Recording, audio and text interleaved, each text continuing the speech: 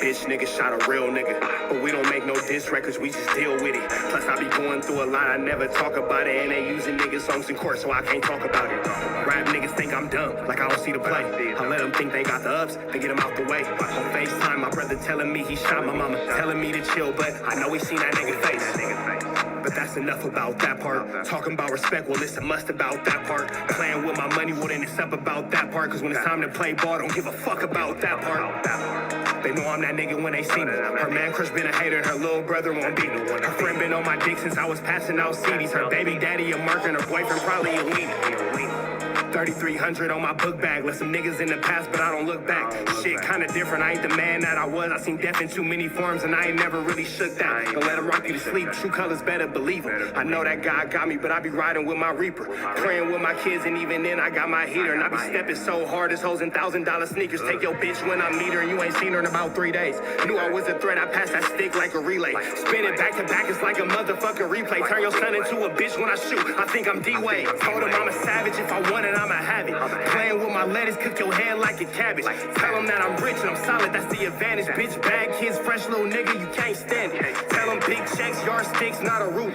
All I smoke is ops and I don't never smoke a hookah. Looking for a blessing that's worth of Jesus and Judas. Tell them niggas game 6, my whole team full of shooters. I slide on a nigga like a motherfucking flip-flop. Pressure on your homie and I promise he a flip-flop. Talking that wookie-woo, something. I know the police listen, so I ain't really saying nothing. I know these niggas envy, they can't manage how they feel. Jealousy's for bitches, you niggas pussy for real. A nigga get the drop and he happen to shoot. First we heal up and get back. We ain't going on the shirt, I swear to God. Now woo-woo, something. Know the police listen, so I ain't saying nothing. Talking now woo-woo, something. Nigga cock back and aim and leave you bleeding where you running. Swear to God, nigga. What's the deal, y'all? We're Sharper tapping in TNN Trap News Network. We back in the same, like cracking the same here at TNN Trap News Network. It's that good news you can use. It's that good knowledge you ain't finna get nobody's college, big dog. Tap in with the tap in. If you ain't tapped in with that good, tap.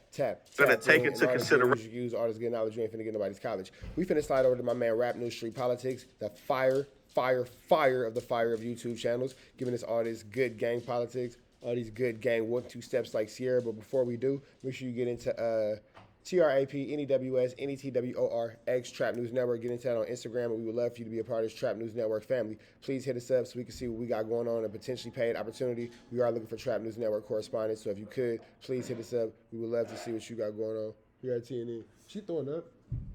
Of course she is. News you can use. Knowledge you ain't finna get nobody's college. Dog just threw up. All right. We finna play this clip. All right. The murders, the bodies. The dog just threw up on the floor. Let me get into that. Who's dropping them? And of course, the fear factor, the reputation that a set has. And you know, we're gonna speak on all of that with Florencia. We gonna have the bodies, press and play on their enemies.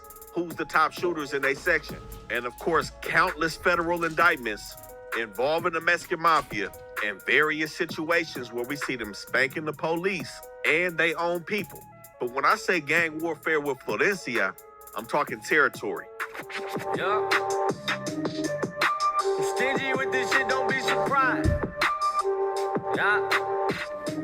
You can be this way when you Mr. D2B. She went outside and she ate something. Now she stupid dog. Now Florencia Now she back outside eating stuff. is the largest monolithic hood in Los Angeles. They control the largest uniform organizational structure in the city. Starting on the east side of South Central, we know these dudes is going about 40 blocks north to south. From 51st Street, where they do have a clique, the 51st Street Locos, by the Pueblos, all the way down to 92nd Street. Now, I know some people have said they not on 92nd. I've seen these dudes at 89th and Central at the Liquor Bank. They do be around here on 92nd and Central. And south of Florence, they're going from San Pedro, where they occupy and hold an alliance with the Swans, to Graham, where we see them with their newfound truce between 7-6 and 8-9 East Coast, and also occupying one of the deadliest parks in the city, Roosevelt Park.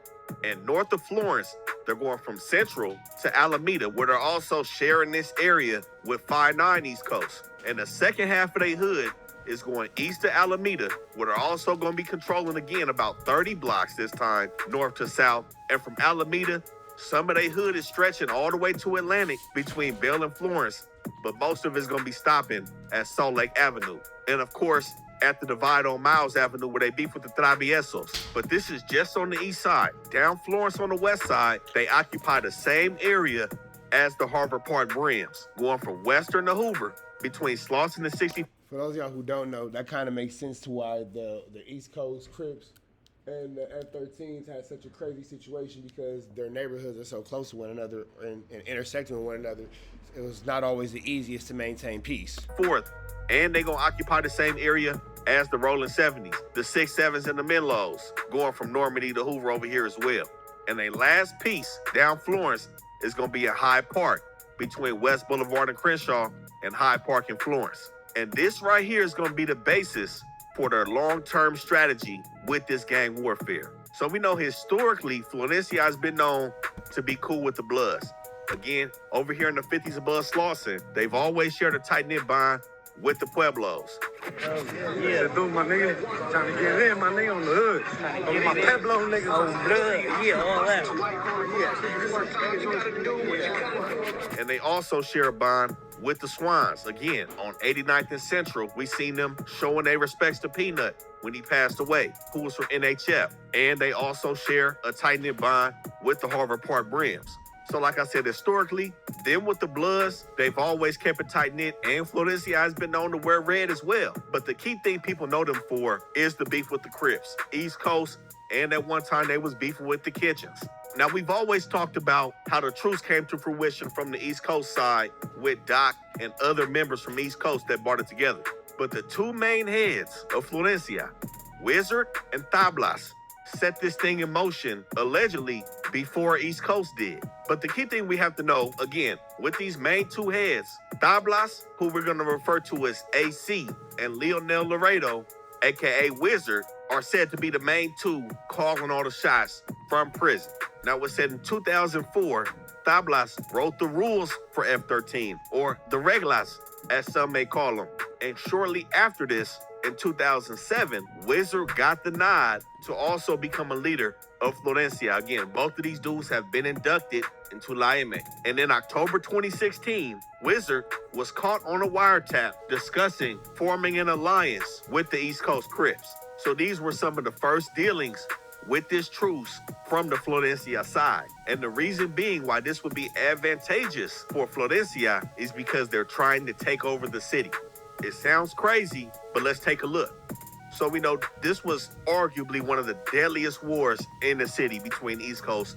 Yeah, that was a huge thing. The East Coast Crips and the F-13, their war claimed so many lives, and then it got to a point where it was just at a full-blown racial structure. It got deeper than gangbanging. It got into a full-blown, racial tension. Anybody who kind of looks like, babe, your phone is ringing. It's a girl with braids. But yeah, man, let's just run this over. And Florencia. For both hoods, there was no winners. And it was truly steel sharpening steel. But when you put this down, you free up this 5-9 East Coast area, this 7-6, and this 8-9 East Coast area, which is also occupied by Florencia. There's no beef. They can move further west down Florence, where they already have a clique in Harvard Park. They're trying to connect it. And this is what we see Florencia does. Now, how they've gained a lot of this territory, they've soaked up different hoods and cliques over the years. They've turned different sets into Florencia. And these boundaries are set based on problems that they've encountered in that expansion. And as you can see, it hasn't been too many. But the only problem that they're facing right now is on Florence and San Pedro, which is why they've moved down San Pedro, where you have 7 Trade DNA, Endo, and Barrio Majados, who beef with F-13. And behind them, across the 110, you have 18th Street in Vermont Nose. So the key thing is now, since they don't beef with East Coast, this whole area north of Florence, the 6-pack, they can operate in, as we see them operating in 5-9, 7-6, and 8-9 hood. This is not a weakness move from East Coast either, because as we gonna detail, both sides felt the pressure and both sides was getting cracking. This is only advantageous when talking gang warfare for East Coast and Florence, who are both Yeah, and sometimes it makes more sense to make peace than it makes to do anything else. You feel me? That definitely makes the most sense sometimes. jockeying for territory with their enemies. Now, since there's no beef with the six-pack, Florencia is trying to bleed past San Pedro to connect the East Side South Central hood to the Harvard Park hood. But their main point of contention over here is gonna be Barrio Majados and Barrio 18th Street. And the key thing we also have to notice, Florencia is known to have more black alliances and black relations than Southside relations. A lot of Southside hoods are known for this. And even though Barrio Majados is cool with 84 Main Street over here, Barrio Majados is still in a bind because they also beef with 18th Street west of the 110 from them. So they have Florencia on San Pedro, 18th Street just across the freeway. This is a squeeze, but this is what Florencia is trying to do to connect to the Harvard Park section. Now, They trying to take over everything down Florence. Sheesh. And Florence is a long street. once they get to the Harvard Park section, it honestly could result in one of, I would say, three things. If they successfully get here, they're gonna want to expand Hyde Park. Hyde Park, their main point of contention is with Inglewood Trece. So I feel like they're content right now with staying on West Boulevard. They want to take their Hyde Park set east and connect it to the Harvard Park section. But to do that, they would have to occupy past Crenshaw deeper into the 6-0s and the north side 8 trays. So the one thing that can happen, kind of what's already transpiring, the 6-0s and the 8 trays, not necessarily tripping now. Florencia is not in the 8 trays right now. And this area on Florence and You know what's crazy? I have seen like small little hit-ups of F-13 in the A trays, kind of like on Florence, closer to Normandy, but never really anything crazy. Definitely in the 60s I've seen it, but now that they're mentioning it, never really anything too crazy in the A trays. But expansion could be key. Western and Florence and Normandy are some very hot spots between the Menlos, the Brims, the A trays, and the 6-0s. So I don't know if Florence occupying this area really puts anybody in a bind. You know, it really may be like, damn, they hitting up heavy over here, because that's what Florencia do. They strike it up all the way to let you know they in their section.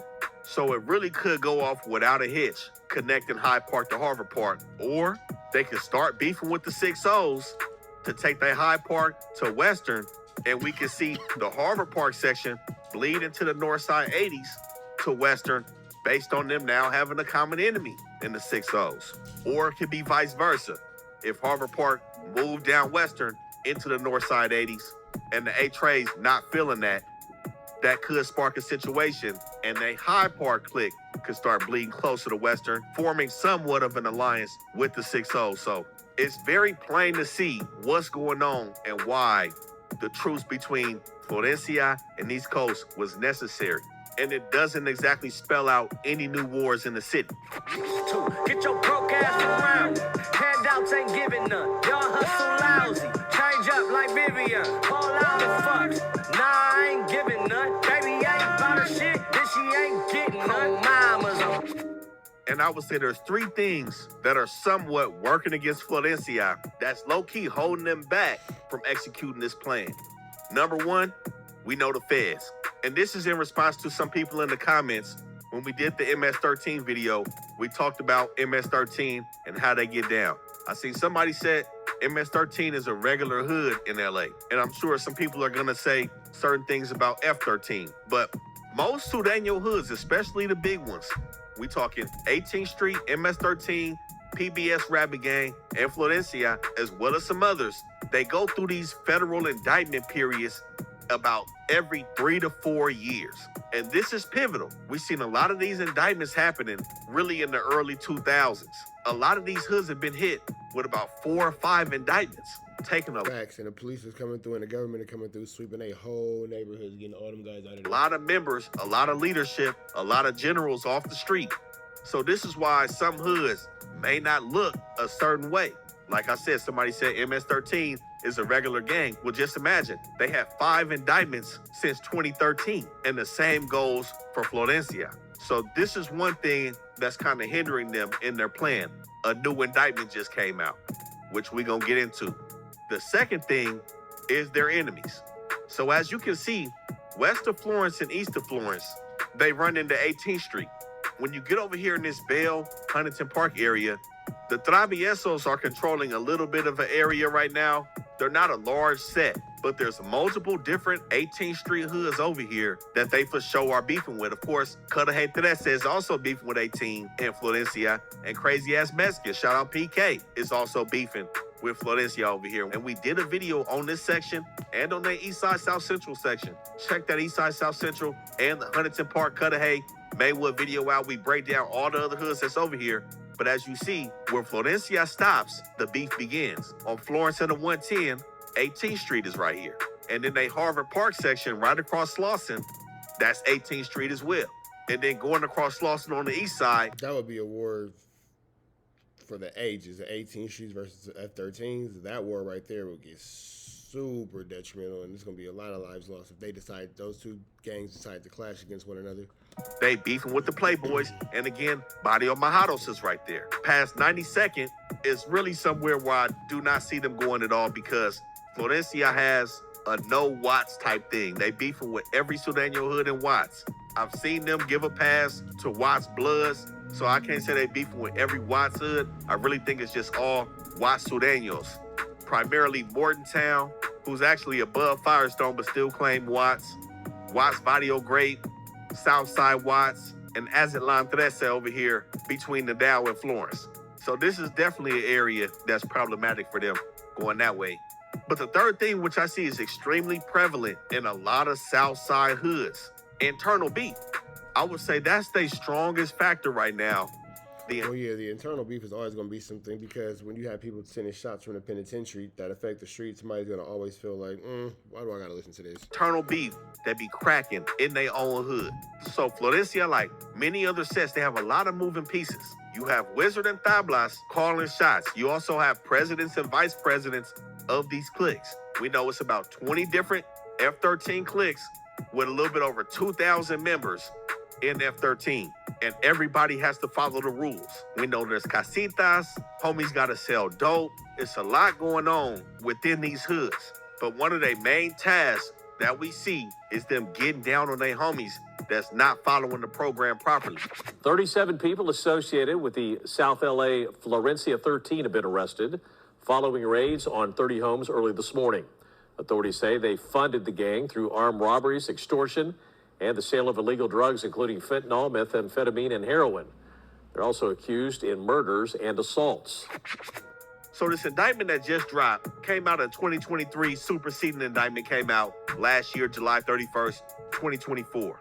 And the main guy that's holding it together and taking instruction from Tablas and Wizard is Celerino Jaramillo, a.k.a. Busy. Now, Busy is tasked with all of the legwork, making sure the hood's running right. We talking about collecting proceeds and extorting the casitas. We talking about administering DPs, selling Ps when he can, and putting that work in, Bro got everything going on. Catching bodies. And we also see him communicating with enemy hoods like Watts Barrio Great, trying to get things done for the dudes that's sitting down inside. Now, of course, this is still an open federal indictment.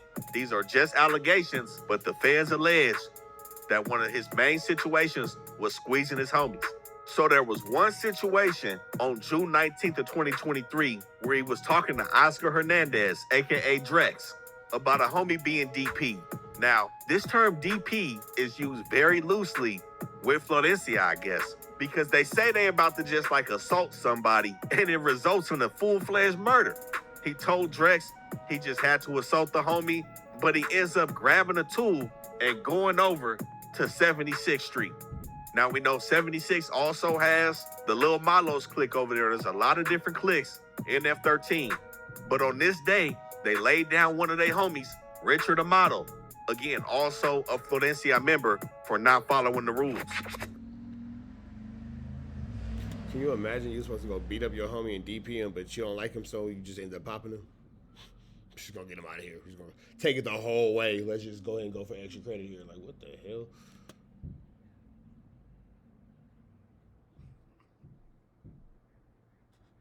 Not following the rules.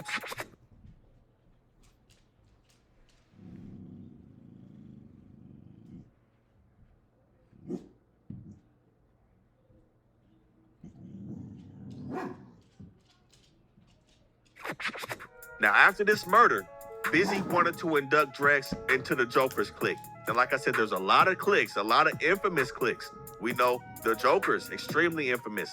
Bear Street, Huntington Park, infamous. We know the Midnight Street Boys. Like I said, Los Malos, 8-5 Block, very active. Home Street, the Gangsters. It's a lot of different cliques in F-13. And Busy being from Joker's, which is a high-power clique, he wanted to put Drex in because he said Drex passed the test with flying colors. And again, the Drex ain't tripping on catching the body. Got it. test was another Florencia member.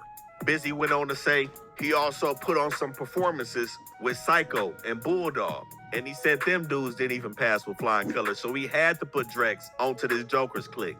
And so it was done.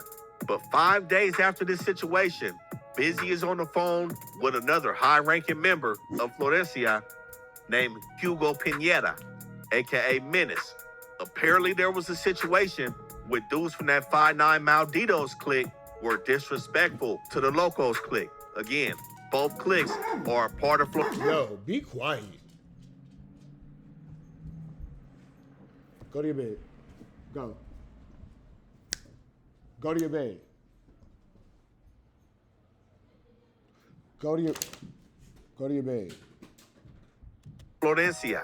Some disrespect went on. 5 days after they dropped Richard Amato, Busy goes over to 59th Street, knocks down a member of Florencia on their main block, a 21-year-old named Daniel Escobar.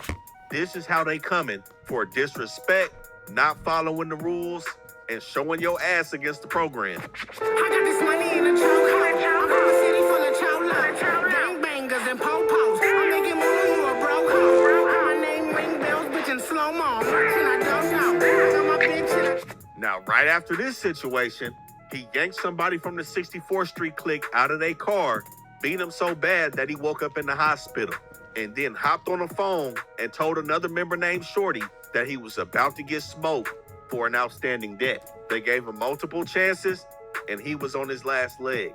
Now, again, Busy has to carry this stuff out. And this is the difference between some hoods that somewhat oppose leadership or are scared to say, I have a leader. A lot of these Southside hoods, I'm gonna just say it, all of them operate with this kind of leadership structure. Accountability. Am I justifying how far they go with holding somebody accountable? Absolutely not. I don't think you have to kill your homies for disrespect, but we've seen other people do it. We've seen this from multiple different hoods. But this is somewhat of a continuous thing with the Southsiders because they're getting instructions from up top. And they know if they don't follow these instructions, somebody's going to be willing to step in a position and they're going to be dealt with. Now, a situation that really blew this indictment up happened in the Huntington Park section where some of their members hit the news for stomping out Alan Mendez, who was 29 years old. It said that creeper from Florencia stomped him out outside of a night spot, and then they hit him with a metal baseball bat. This was back in December 2022 on Florence, and this really blew everything up, like I said, because it was high profile. But with Busy taking orders from Wizard, those extortion proceeds from the casitas and the drug money had to be accumulated, and the piece was going to Wizard, and the feds alleged that Busy was also stacking money for them dudes that killed that LAPD officer, Fernando Arroyos. And those dudes were also from Florencia. We have a criminal street gang. It's been multi-generational. It's plagued that community. It's plagued the Newton area for decades, since I worked Newton in the mid-'80s. They're out, by our information that I've learned or understand to this point, committing street robberies for the furtherance of that gang. Now, that was the indictment that came out in 2022 as well. This murder happened January 2022, where Lil J, Gonzo, and Skinny Jack said that they was going around trying to make some money, where they ran up on an off-duty LAPD officer on 87th Street. Now, up until this point, between 2013 and 2022, like I said prior, there's been multiple federal indictments where over 50 members have been taken down between that 10-year time span. In this case, I don't know if it's because it was a police officer, but the feds also picked it up on him. Now, Lil J, who was from the Tiny Locos clique, Skinny Jack, aka Flacco, who was from the Midnight Street Boys, and Gonzo, pulled up and they seen Arroyo's with his lady looking at a prospective house to buy. They jumped out, started snatching shit off of them, and it said that the off-duty officer pulled out and the Florencias pulled out as well. Got into a small shootout where Arroyo's ended up catching one and collapsing in the alley and ended up losing his life over the situation. Now, the crazy thing is, when everything hit, the sheriff said they recognized these dudes because they had just pulled them over in the same car the night before. So it was already a wrap before it got cracking. And what's even crazier, everybody made statements. Lil J implicated himself and his girlfriend, and they put the Perkins, which is a confidential informant, in the cell. The Perkins in the cell, man. Y'all gotta stop talking to these ninjas in these cells. With Flacco, and they also put the Perkins on Lil J girl, where she also admitted to previous robberies before this situation, and it was a wrap for these dudes for killing a police officer over here on 87. Now, shortly before this time, Wizard has been in the feds. He went down on an indictment in 2018. Again, another RICO, the same as this one in 2023. And right before everything hit, they moved him to a high security in Beaumont, Texas. But Tablas was and still is in state custody. He's never been federally indicted. And one would only believe is because Tablas has been sitting down since 1979. He went down for a homicide and was eligible for They gonna just leave him where he at. Yeah, he just gotta stay where he at. parole in 1999. He's the example of staying down for the cause, which is crazy. He could have went home probably a long time ago, but he's probably raised his hand. He's probably done a few different things to where it's somewhat of a life without parole situation. But his influence really showed when he wrote those rules in 2004 around this East Coast Crip and Florencia war. And that influence led to the largest federal gang indictment in American history at that time when Florencia was beefing with the coast, called Operation Joker's Wild, which was a focus on the Joker's clique of F-13. Now, like I said, there was no winners in this situation. Both of these hoods admitted that they was catching hell. Both of their members was getting hit on both sides. Now, I've seen some people talking about the membership fluctuation in 5'9" and 7'6" East Coast. The key thing we have to realize at this time, 5'9" East Coast not only was beefing with Florencia, they was also beefing with the Broadways at this time, and also bordering the Bloodstone Villains and the Fidus Pueblos. And the Avalons were right across Slauson as well. 5'9" was on an island surrounded by enemies. Just to give you a context for individuals that say their membership isn't as strong as it used to be. Agreed. This is why 7'6", not only beefing with Florencia, they were also tucked in between the Swans and the Kitchen Crips. So I just have to put that into perspective for people that may think Florencia is the reason why these two hoods don't have the numbers that they used to. We know 8-9 is still extremely active. All these hoods are still active, but membership has fluctuated. And of course, now we see the Kitchens are cool with the coast and Florencia. But in Operation Joker's Wild, we see Pelon. Now, not Baldacci. I believe Baldacci is Lil Pelon, but Pelon, Jesse Vasquez, lead defendant around this East Coast Crip war. Now, some of the main shooters that was spinning blocks looking to get cracking. We got Sugar or Cruiser, Lil Black, Lil Frank, and Frog. Them four dudes right there was frontlining the East Coast Crip war. And the paperwork in this indictment uses African American very loosely. You know, like I said previously, Florencia has been tight with a lot of black hoods. So some of the documents may look a little bit more racial than they actually are. You know, not to say there is no racism, I'm not going that far, but when it's up, it's up. And a lot of people get hung up on that 100 days, 100 nights situation. If you grew up in the city, you was out in 05, 06, 07, when they was talking about niggas couldn't wear them white tees and all that shit. I feel like that time was seemingly more dangerous in the city. Now, I know that's subjective. That depends on where you was at, what part of the city you was in. We know where the 100 days, 100 nights took place, but that shit in 05, 06 with the white tees, that was city. That 05-06 with the white tees. That was Cinco de Mayo, 2005. I was in 10th grade, Gar High School. Why? And that 2005-2006 school year. was due to this Florencia and East Coast Crip War. Now, a lot of calls came out about all 2004-2005 school year. sets of Florencia participating and actively shooting at East Coast, because all East Coast sets were actively shooting at Florencia. And again, this is when Tablas implemented a president and a vice president of each clique. And on August 17, 2004, the call came down from Tablas stating that there was 4 smaller street gangs that needed to join Florencia before January 1st, 2005, or they was gonna press play on their ass. Stating that there was 4 smaller street gangs that needed to join Florencia before January 1st, 2005, or they was gonna press play on their ass. This is what I was meaning by gang warfare strategies and expanding territory. They gave them 4 hoods the ultimatum and the timeline. But for Sugar, aka Cruiser, we seen him around 13 shootings in this war. And we see him calling shots, saying F-13 must be united in shooting at rival gang members, and press leaders to let they homies know that they gotta commit shootings no matter what.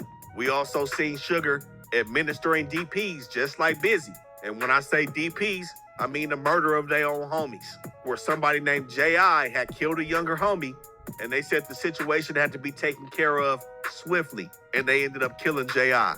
We see Lil Frank spinning hella blocks, scoping out 78, 76, multiple times. He was involved in about 8 shootings. We seen Lil Black or Negative trying to get at 18th Street that was riding through their hood, scoping out 89th, and even knocking on somebody's door, hoping they answer the door so he can shoot them in their doorway.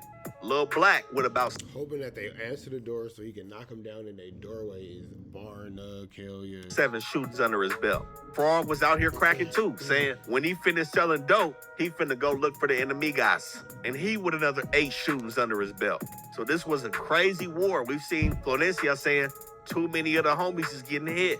Again, still. I mean, but y'all into it with everybody. So, I mean, it ain't like one gang is really like kind of getting into it, y'all. Y'all into it with every gang, and the odds just really aren't working in your favor numerically. Sharpen and steel. And if a situation like this can come with a truce at the end of it, every situation can. But like I said, we broke down the incentives. There's got to be some strategy behind it. There's got to be some gang warfare and some strategic movements in positioning. A lot of hoods are lacking generals that are thinking about strategy opposed to murder. I'm so mad, feeling foolish. Money in the chokehold. I'm from a city full of chow gang bangers and po-pos. I'm making money, you a broke hoe. My name ring bells, bitch, in slow-mo. And I don't show. But we know another hood that Florencia has been known to beef with, aside from the coast and 18th Street, right next to them down Slauson, East Side Rabbit Gang. Now, there was a situation between these 2 hoods that ended up going down on Normandy and Slauson back in 2018. Now, the crazy thing is, this is Florencia hood in Harvard Park, but across Slauson is 18th Street. But it said a female named Annette Najera walked up with a bunch of people from F-13 and banged on a female named Carla and her dude Enrique. And they banged on him while dissing the Playboys. So maybe they already knew where Enrique was from. Again, this is right down Slauson, but technically this would be the borderline between Florence and 18th Street. Either way, they came up dissing PBS, and Annette just get off on a female. So she was charged up, made her homies have to get off on Enrique. So they getting off on Enrique, and the dude named Victor Rodriguez from Florencia pulled a blade out. Enrique ended up getting the best of him with the blade, got it in his control, and him and Carla took off to their whip. When they took off, the F-13 members followed them Damn, bro, you whipped out and they didn't do nothing with it? to the car and was busting the windows out and trying to throw the glass in their face. Crazy enough, Enrique, who said he didn't bang, had pulled out a pistol and started letting off, sadly killing the female who jumped the whole situation off. I'm not going to say sadly. I'm going to say karmic energy, bro. Karmic energy for sure. Annette Najera on 59th and Because she literally got what she asked for. Normandy at that Happy Laundry. And as you know, her homies went down for her murder, man. So it's definitely still up between Rabbit Gang and Florencia. And there was another situation where Pollo from the Malditos had felt like somebody living on 59th was from PBS as well. Again, with that metal bat, he ended up busting his mouth open, knocking his teeth loose, just so he could move off 59th Street. But a crazy situation that I saw with F-13 getting cracking was the situation that allegedly transpired between them and the 9 Deuce Bishops. Now, I spoke multiple times about the 9 Deuce Bishops, Mortontown, and Florencia over here on Firestone and Beach at that Lucky Liquor, one of the hottest liquor stores in the city. It seemed to always be a murder right there because of some beef. Speedy is a name I can replace in every race. And I make no mistakes, every day it's a race. Leave no motherfucking trace. Check the statistics, we're vicious and malicious. Leaving no witness, double with the fishes. 3 digits, it's 360s, your whole full of bitches. But like I said previously, historically, F-13 has been known to be cool with Bloods, especially the Pueblo Bishops, who are cool with the 9 Deuce Bishops. So I don't know what happened with the situation. It could be since the 9 Deuce Bishops are cool with Mortontown or Elm Street, they inherited some of their beef with Florencia. And now this situation did happen a while ago, and I think 9 Deuce Bishop and Florencia have set things aside. But in broad daylight on 88th and Bandera, F-13 put up 16 shots, hitting one dude from Bishop from behind. Another dude, they said, they don't know if he banged or not, but he was over here on 88th and Bandera, but one of them was confirmed to be from 9 Deuce Bishop. And Travell Hamlet and Markeith Wilson lost their lives over here in broad daylight to Miguel Trucha Vasquez, who was from that Joker's clique, and Xavier Raparte, who was from the neighborhood clique. Now, the crazy thing is, like I said, it was broad day. A witness had followed them back to their crib and called the police. So they ended up going down on the same day, and Vasquez's cousin made statements on them about this murder. Damn, bro, not the cuzzo. And they went down for it. But like I said, this was some odd situation that I've seen between Florencia and 9 Deuce Bishops with their relationships with Bloods. But overall, this is what's cracking with Florencia in the city of LA. A lot of federal indictments, a lot of moving pieces, and a lot of territory that they're trying to take over. And there's no games being played. But y'all know how we do, man. Make sure y'all like, comment, and subscribe. Stay tapped in with the channel. We appreciate. Big shout out to Rap News Street Politics, man. We love their channel. We finna get up out of here to the next one, though. Y'all know the deal. It's red dots to the left. Y'all know the rest. And y'all know, as always, it's free. Avenue Angel, until he's free. We are gone.